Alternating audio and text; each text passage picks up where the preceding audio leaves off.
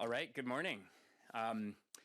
Today, after question period, Bill C-210, the Right to Vote at 16 Act, faces a big vote at second reading.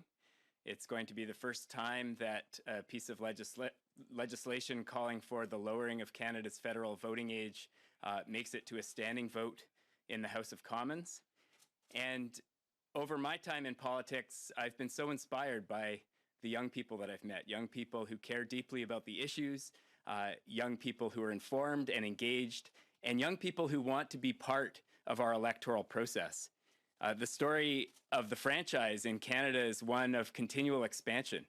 At one time, only landowning male British subjects could vote in our elections. And of course, over time, Canada broadened the tent to include so many other voices. So right now, 16 and 17-year-olds are a group that, if they were brought into our electoral process, I think would make Canada a stronger democracy. And that's why I brought forward this bill. The issues that we're talking about in the House of Commons these days, issues like the climate crisis, issues like housing affordability, these are issues that have a profound impact on young people. And that's why I believe they deserve a say through our elections. Now, as this bill comes forward for a vote, I want to draw attention to the voices of young people in Canada. And this Liberal government, of course, makes a big deal of engaging young people. And last year, they brought together over 100 young people across the country to tell them about the issues that youth care about. And this was part of something called the State of Youth Report, which was released last year. Now, one of the recommendations in that report, very notably, is that the government urgently move to lower the voting age in Canada from 18 to 16. So, I've talked to a lot of young people across the country, across the riding I represent, Skeena-Bulkley Valley, and I've talked to them about youth engagement. And this is an interesting thing because it's very much something that MPs try to do, engage young people in their ridings. And some young people have told me that sometimes it feels a little bit performative, that it's more about making politicians look good than it is about giving young people agency. And so that's why I think this recommendation in the State of Youth report is so important. The government has an opportunity today to show these young people that they hear their voices, that they're willing to send Bill C-210 to committee for further study, so that Canada can learn from the examples around the world, examples like Austria and Scotland and Wales and Argentina and all these countries that have had a positive experience with lowering the voting age to 16.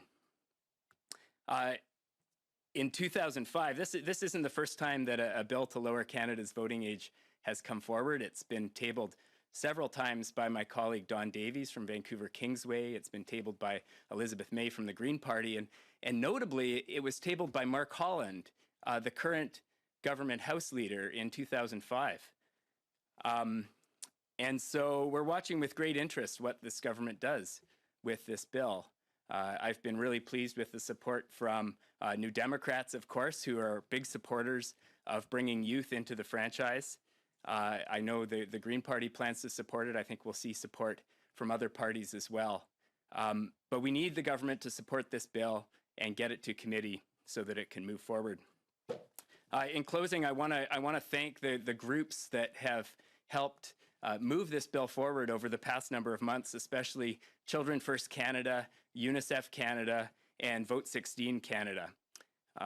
These are our organizations that are working to promote the rights of young people and to ensure that young people are able to have their voices heard in our democracy. When we look around the world right now, we can see that democracy is embattled. And I think it behooves all of us in politics to think about ways that we can buttress our democracy against those headwinds, ways that we can strengthen our system and make our country stronger. Bringing young voices into the conversation is one way we can do that. We've seen other countries do this to great effect. And here in Canada, there are so many young people who want to have their voices heard, want to have their voices included. And this bill is one step in that direction. So I'm happy to take questions. Thank you so much for your interest in this project. We'll now start the question period. As usual, one question, one follow-up. We'll start in the room. You guys want me to go to the mic? Yeah. Thanks very much. Alex Ballingal, Toronto Star. Just on your talks with the government, even maybe Government House Leader Holland on this, what are the Liberals telling you? What are you hearing from them? What's their level of enthusiasm for this?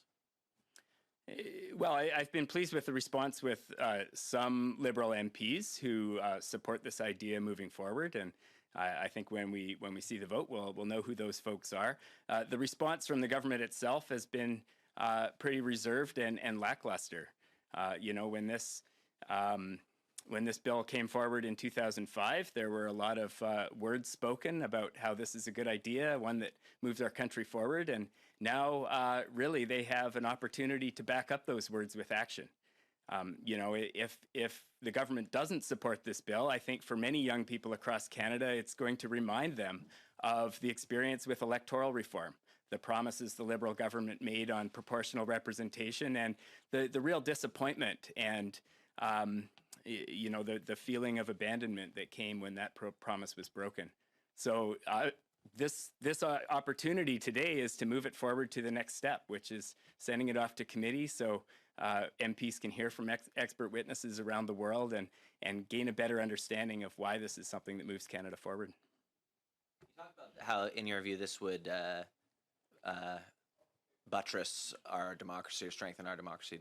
Can you just elaborate on why that is? Why bringing 16 and 17-year-olds into voting would do that? Sure. Well, we saw just a few months ago here in Ottawa, you know, during the blockades, when thousands of people who aren't feeling like their voices are being heard. You know, we see this around the world. We see more and more people who feel disenfranchised, who feel alienated from our political institutions. That's a very troubling thing for a democracy. And the way that we strengthen our democracy is by bringing more voices in, ensuring that we're including as many voices as possible in our democratic system. And right now, young voices, I believe, are particularly important because they have such a stake in the future, especially now, especially on issues like climate change. So, you know, the experience in places like Austria and Scotland is that when you lower the voting age to 16, you see a higher voter turnout among 16 and 17-year-olds than you do amongst 18, 19, and 20-year-olds. These are young people who are still in high school. They're probably closer to a civics education that they do receive, and there's certainly ways we can strengthen that. But the evidence shows that they're more engaged. They're more likely to make that first trip to the polls, and we know that if young people go to the polls the first time in the first election they're eligible, they develop those voting habits that stay with them throughout their lives. And that's what makes our democracy stronger. I don't know anyone who disagrees with the idea that one of the hallmarks of a successful, thriving democracy is high voter participation. So this is something we have an opportunity to strengthen with Bill C-210 today. Thank you. Marie? Hi, I'm sorry I was a few minutes late, so I think I'm going to make you repeat something. Have you talked to some Liberal MPs, either in cabinet or just MPs who may want to vote freely on this? What's your feeling of how the vote will happen? Sure. So I have talked to Liberal MPs who are enthusiastic about the bill. We heard the other day in the second hour of debate supportive words from Julie DeBruzen, the parliamentary secretary, which was wonderful to hear. When I met with the government, the enthusiasm was somewhat lackluster. And that's disappointing. I think they still have a chance today to show that they've heard the voices of young people, including those young people that they consulted about the priorities of youth in their State of Youth report. And my hope is that at the very least, they're going to vote to send this bill to committee so that we can hear from expert witnesses, we can hear from the examples around the world, and gain a more detailed understanding of why this is a positive move forward for Canada. Can you tell us a little bit about that meeting? You say it was lackluster enthusiasm. Who was it with, and what makes you say that? Is it something they said or didn't say? Sure. So, you know, I've met and I've chatted with different members of the government over the past number of months, and you know, I haven't been given a sense that this is something they're enthusiastic about. That said, we don't know until the vote is called and people stand up in the chamber. And so I remain hopeful that, especially over the past number of weeks, the voices of young people across Canada on social media and elsewhere calling for this change are going to have had an impact. I'm just not clear as you say lack of enthusiasm, but how? Did they say something? Did they not engage? Can you? Yeah, I would say that in those conversations, often there's a tone of how to say this, lack of enthusiasm. They point to, I think, some of the misperceptions around young people. This is one of the things over the past number of months talking about this bill is that, there are a lot of stereotypes out there. And, when we hear those from legislators, it's really discouraging because all of the evidence shows that 16 and 17-year-olds are able to make rational voting decisions. And there are so many young people right now that care very deeply about the issues Canada faces. So I would also point to the Charter of Rights and Freedoms, which says that every Canadian citizen shall have the right to vote. We've lowered the voting age in the past. In 1970, we lowered it from 21 to 18. And I believe it's time for us to lower it further to 16. All of the evidence supports that direction. We have no question on Zoom. Is there any other question in the room? Yeah, just you mentioned that part of the problem with our democracy, you talk about alienation from the system, I guess. I wonder if you can we can dig into that a bit more. And why do you think that is? What's your diagnosis of that sickness, I guess, that you're talking about? Yeah, well, ultimately, democracy is about rule by the people. And the more people that are included, the stronger it is. Because when you have voices that aren't given a full opportunity to be heard, that creates resentment and it creates disenfranchisement from the democratic system. One of the things, and I'll just expand a little bit on this, one of the things that I've heard is that there are issues young people care about that they don't feel like political parties and the government in particular does an adequate job of speaking to. And one of the reasons for that is because so much of our political process is centered around elections and around the needs of voters. The needs of non-voters take a back seat.